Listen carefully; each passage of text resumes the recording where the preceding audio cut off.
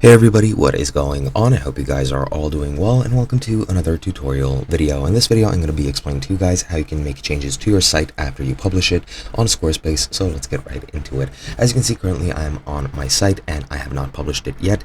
I can't do it since I don't have a subscription, but it doesn't really matter since you can edit the site in the same way before and after publishing. So there is really no problem with that. Now, if you want to make small changes on your website, you should make different approaches depending on what you're changing and how big in scope the changes are. So for example, if I want to edit this page just to edit some sort of spelling error, you can very easily go into edit, just make the change of the spelling or move the button around or do whatever you want.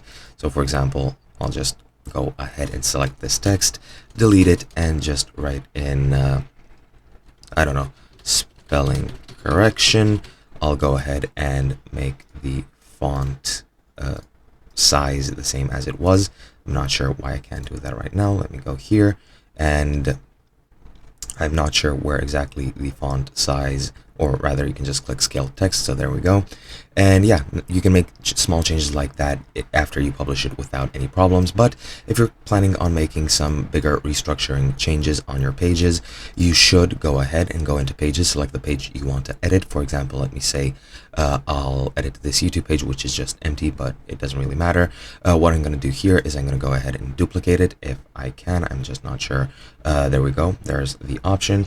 Just go ahead and click a duplicate page, just click confirm, and that's going to duplicate itself in the not linked category, which we want to happen. Now I'll go ahead and rename it from YouTube copy to, I don't know, YouTube edited. And now we're going to make any necessary changes here. For example, let's say that I want to add a section like so, add a blank section, and I'm going to add some sort of block to it, for example some text, and I'm just going to make it say, I don't know, test, scale the text up, make it bold. And now that we've made that change, we can go ahead and save it.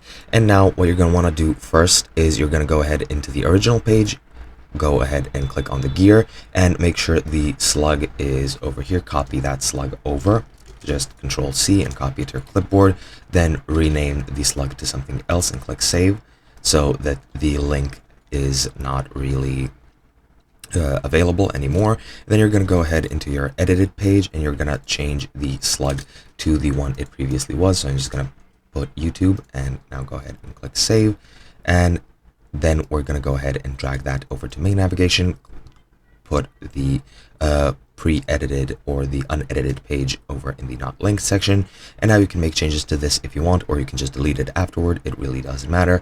But yeah, that is pretty much all you need to do. Hope you guys enjoyed, and I'll be seeing you guys in another video.